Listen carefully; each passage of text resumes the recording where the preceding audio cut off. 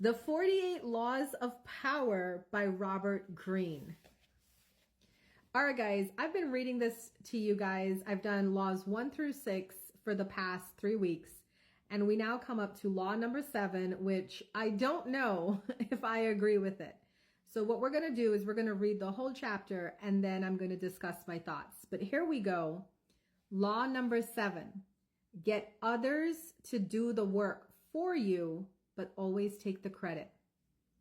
Use the wisdom, knowledge, and legwork of other people to further your own cause. Not only will such assistance save you valuable time and energy, it will give you a godlike aura of efficiency and speed. In the end, your helpers will be forgotten and you will be remembered. Never do yourself what others can do for you.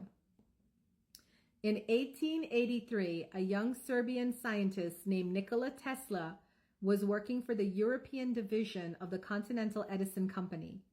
He was a brilliant inventor, and Charles Batchelor, a plant manager and personal friend of Thomas Edison, persuaded him he should seek his fortune in America, giving him a letter of introduction to Edison himself.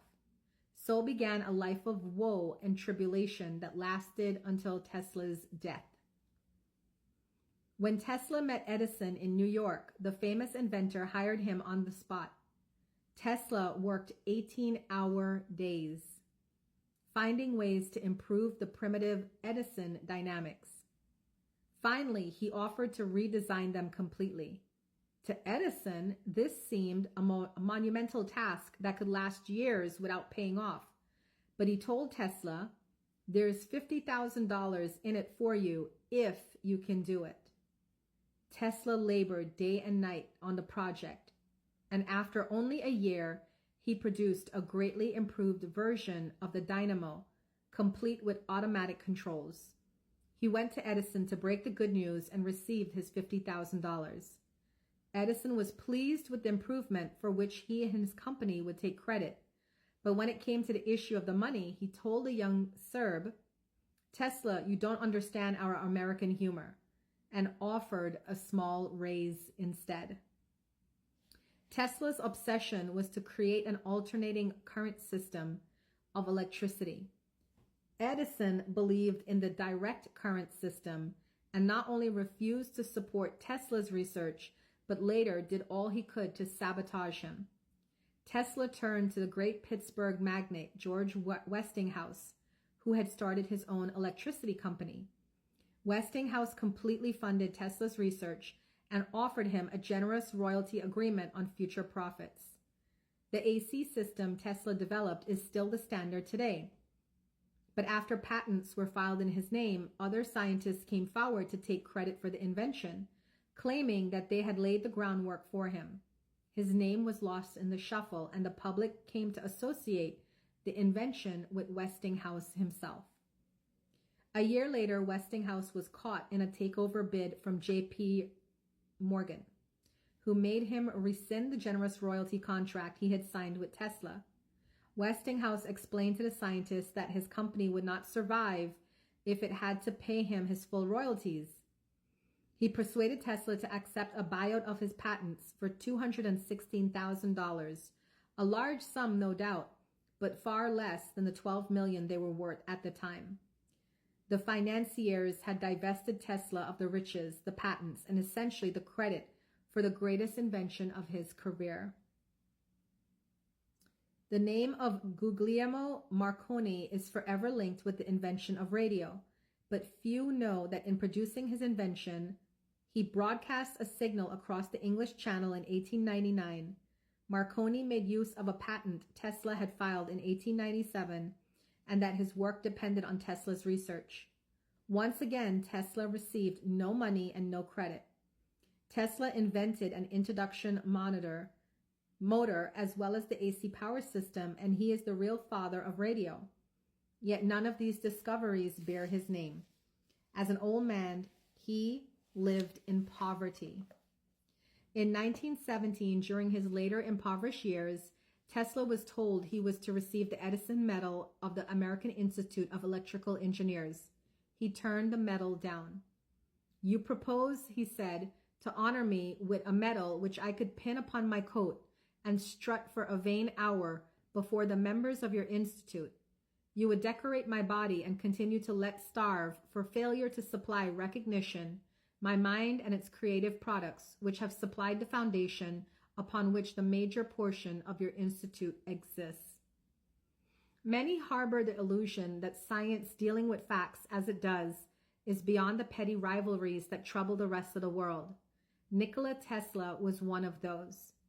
He believed science had nothing to do with politics and claimed not to care for fame and riches. As he grew older, though, this ruined his scientific work. Not associated with any particular discovery, he could attract no investors to his ideas. While he pondered great inventions for the future, others stole the patents he had already developed and got the glory for themselves.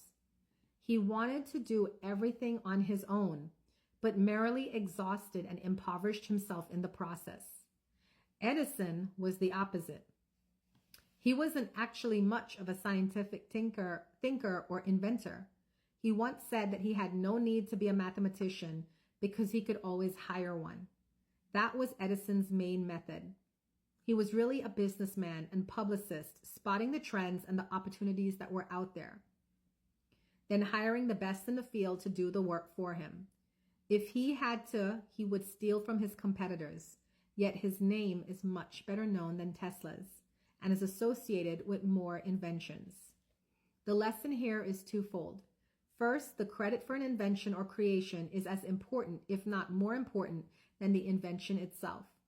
You must secure the credit for yourself and keep others from stealing it away or from piggybacking on your hard work.